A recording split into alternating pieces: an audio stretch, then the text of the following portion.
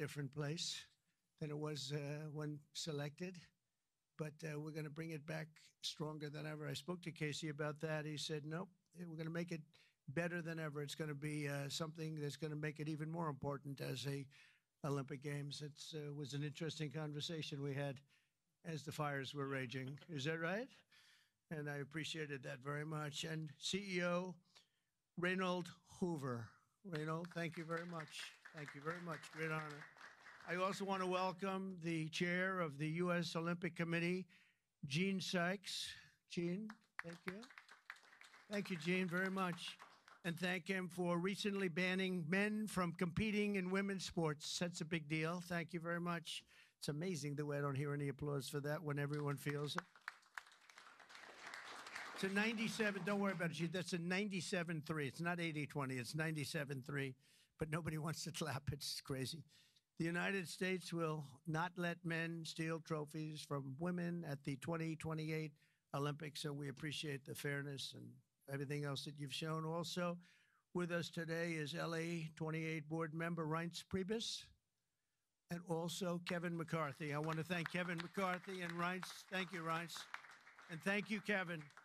And the LA Olympics is shaping up to be a wonderful moment for America. It's going to be incredible. It's so exciting. And with today's action, I'm directing the Department of State, the Department of Justice, the Department of Homeland Security, the FBI, the Secret Service, the Department of Transportation, and many other departments and agencies to use every tool at their disposal to ensure a fantastic, safe, and beautiful event.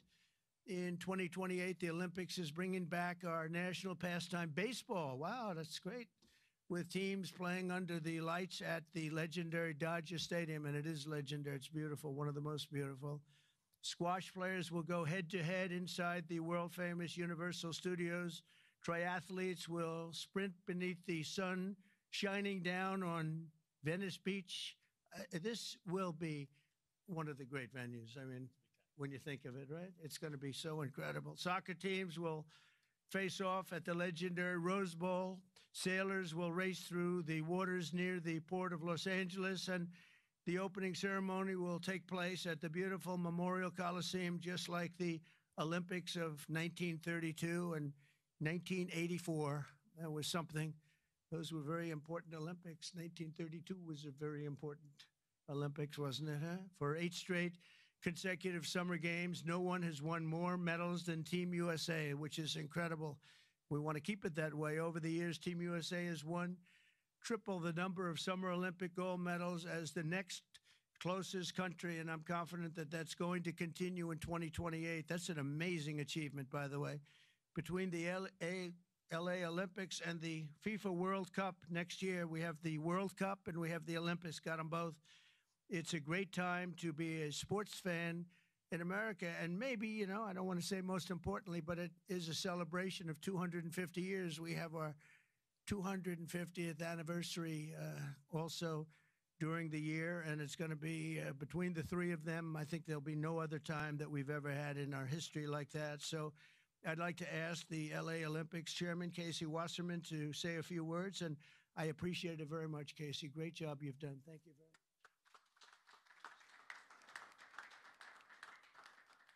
Thank you, Mr. President. Your support and the entire administration's support through this whole process has been truly extraordinary. In just 1,074 days, yes, we're counting, sir, the eyes of the world will be on this country as we open the 2028 Olympics. And it feels just like yesterday, and you were just president-elect in December of 2016, that you leaned into this process back then. And you've been supportive and helpful every step of the way, and we wouldn't be here without you, so we greatly appreciate all your support. Thank you. Our games plan is near final. We've announced a competition schedule. Some of the greatest brands in America have stepped up to support these Olympic Games as commercial partners. And now with the creation of this task force, we've unlocked the opportunity to level up our planning and deliver the largest and, yes, greatest games for our nation ever. We expect more than 150 heads of state will come to the Games. We'll host approximately 11,000 Olympic and 4,500 Paralympic athletes. They'll participate in 800 competitions at 49 competition venues This will be the equivalent of producing 7 Super Bowls a day, sir, for 30 days. Yeah. But we are now focused more than ever on delivery, and we can't do this alone. I want to thank President Trump and the entire administration for their support and their partnership as we work to bring these games home. These will be truly America's games. We expect millions of fans from around the country to participate and attend events. And for the first time in history, we are going to take the Olympic torch relay to all 50 states. The most states it's ever gone to is 38, but in 2028, we will touch all 50 states. And sir, if you'd like to run on Park Avenue again to revisit history, you're more than welcome. And we're thrilled. But this administration has delivered critical security funding in the recent bill that will be used by local and state agencies and the federal government to make sure that our games are safe and secure and ultimately the best place to experience and be an Olympic fan. We remain incredibly confident in our ability to deliver the greatest games ever, and that starts with the support of this administration every step of the way. Thank you, sir.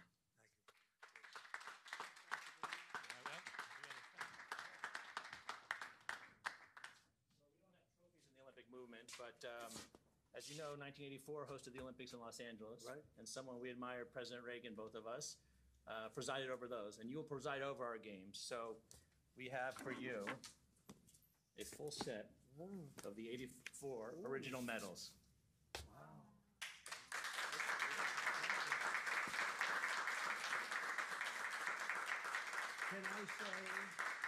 Can I say that I won them athletically? Yes, sir. That would be a great honor. Yes. That's beautiful. Thank you sir. very much. Thank I you very much. appreciate it. Thank you. Thank you very much. Appreciate it. You want to say Yep. that?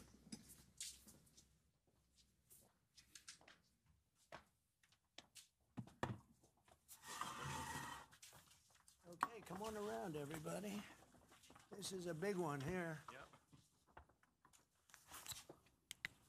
Okay.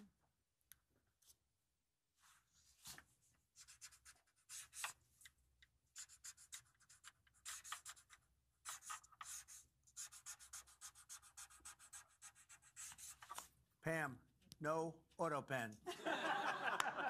That was not an auto pen.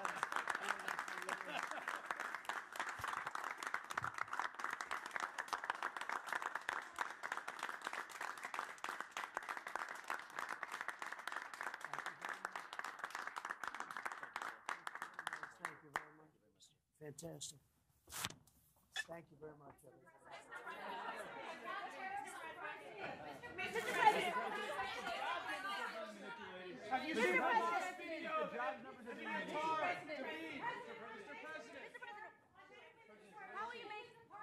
Go ahead, please. Go ahead. Go ahead. Mr. President. Thank you, Mr. President. Thank you. Excuse me. Excuse me. No, he called on me, but thank you. Go ahead, please. Thank you, Mr. President. Do you still plan to follow through on your threat to impose 100% tariffs?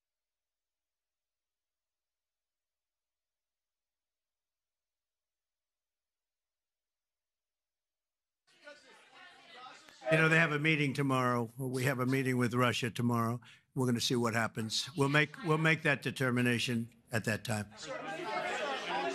Yeah, please go ahead. Thank you, Mr. President. I think he called on me. Thank you, Mr. President. On Ukraine, President Zelensky just signed a law allowing for citizens age 60 and above to serve in the military. We've seen dozens of videos of young men being hauled into vans and dragged to the front lines against their will. And we've even seen videos of a young man with Down syndrome serving on the front line. You, when you campaigned, you said you wanted to see the people stop dying. A lot of people admired that statement. Now the people dying are elderly, mentally handicapped, and conscripts. So even if a ceasefire doesn't work out, why should Americans continue to fund a foreign military that's scraping the bottom of the barrel of its population like this? Well, you have to understand very importantly, this is Biden's war. This is not my war. I'm here to get us out of it. It's a mess, and I'm here to get us out. I haven't heard that when you say about 60-year-old men and, you know, et cetera. But this is Biden's war, and we're working very hard to get us out. I stopped 5 wars in the last 5 months, actually, and I'd like this to be the 6th, frankly, and that doesn't even include Iran, with, you know, obliterating their nuclear haul, because they would have had nuclear weapons within 2 months. but stopped a lot of wars. You just take a look at the ones just over the last 2 or 3 months. It's been amazing. This is the one I'm trying to stop. This is the one we're working hardest on. The other ones I stopped within a matter of days, almost every one of them, including India and Pakistan. And I could go over the whole list, but you know the list as well as I do. But this is the one we'd like to see. I haven't not heard that, but this is Biden's war. And it's a war that he got us into or indirectly got us into. It should have never happened. It would have never happened had I been president. Yeah, next to you. Thank you, Mr. President. Would you support Israel reoccupying all of Gaza, as has been suggested by some Israeli officials? Well, I don't know what the suggestion is. I know that we are there now trying to get people fed. As you know, $60 million was given by the United States fairly recently to supply food and a lot of food, frankly, for the people of Gaza that are obviously not doing too well with the food. And I know Israel's going to help us with that in terms of distribution and also money. We also have the Arab states are going to help us with that in terms of the money and possibly distribution. So that's what I'm focused on. As far as the rest of it, I really can't say. That's going to be pretty much up to Israel. Yeah, please. Go ahead, please. Thank you. On transgender athletes in the Olympics, back to the safety, especially of female combat boxers, will the Department of Justice considering pressing charges against any man that tries to masquerade as a woman coming into this country to beat up American athletes? And secondly, would your administration consider genetic testing so that these people can prove that they're actually women competing? Well, I think there is going to be a very strong form of testing. As far as charges, I'd have to ask the Attorney General about that. I don't know. But there will be a very, very strong form of testing. And if the test doesn't come out appropriately, they won't be in the Olympics. Yes, ma'am, please. Go ahead, please. White. Thank you. Mr. President, do you believe that the U.S. committee would have made this decision on men and women's sports if you weren't president? And do you believe that this decision will stay in place once you are no longer president? I think they probably would have, because it just seems to be an issue that most people feel should be. I can't really say. I'd have to. You could have asked Chairman Wasserman, but I would say that there's a possibility. It could go either way if you really want to know the truth. I feel strongly about it. I have. I ran a campaign, at least partially, on that. That was one of the many issues that I talked about: open borders, the economy, taxes, all of the things. But that was certainly one of the issues. So I really can't. I really don't know. Could have gone either way. Please.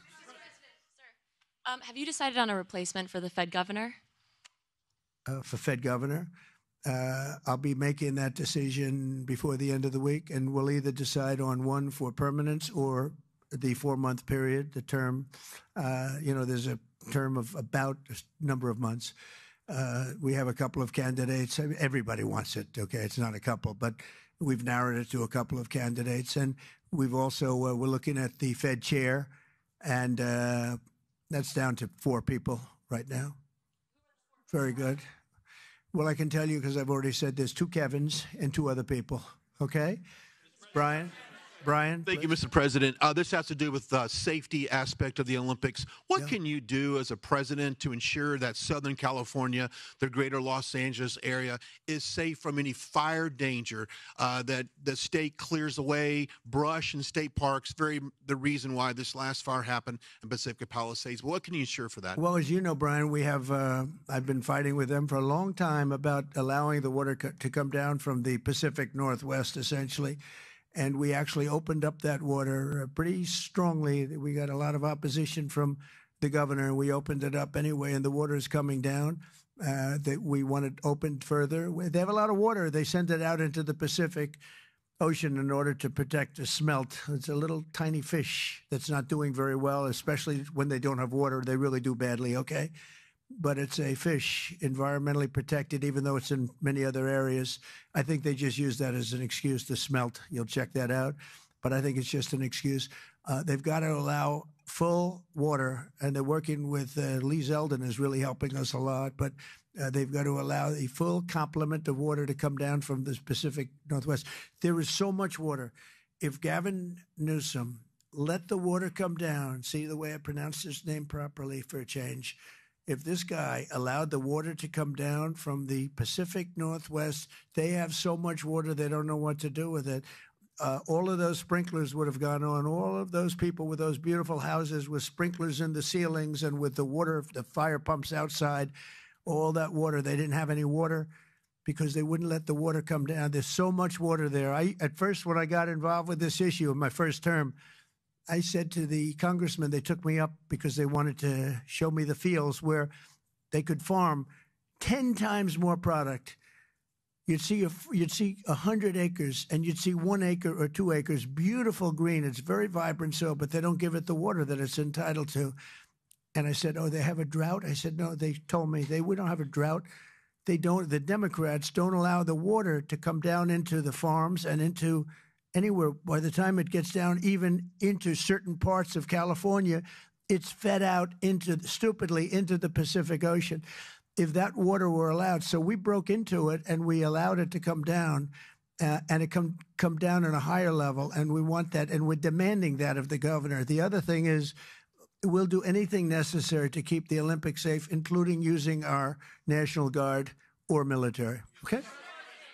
No, I will use the National Guard or military. This is going to be so safe, and if we have to. Because obviously you have a mayor that is not very competent. She can't get the permits for the people. You know, the people are still waiting for their permits. Lee Zeldin got them the federal permit, which is 10 times harder to get. And everybody can build on the federal basis, and that's the hard one. But the mayor, Bass, she refuses to or cannot get them permits. They're waiting. And I was there right after the fires, and I saw all these beautiful people standing by their homes, ready to get in and get to work. And they're waiting for their permits, and they're still waiting for their state permits and city permits. It's a disgrace. It's a disgrace. Redress, yes, ma'am. Thank you, Mr. President. Thank you. India says that the U.S. imports Russian uranium, chemicals, fertilizers, while criticizing their energy imports. Your response to that, sir? I don't know anything about it. I'd have to check, but we'll get back to you on that. Yeah, please. Yeah, go ahead. Have you seen the Hamas released video of Israeli hostage Avitar David starving and being forced to dig his own grave in a Hamas tunnel? I have, yeah. I have.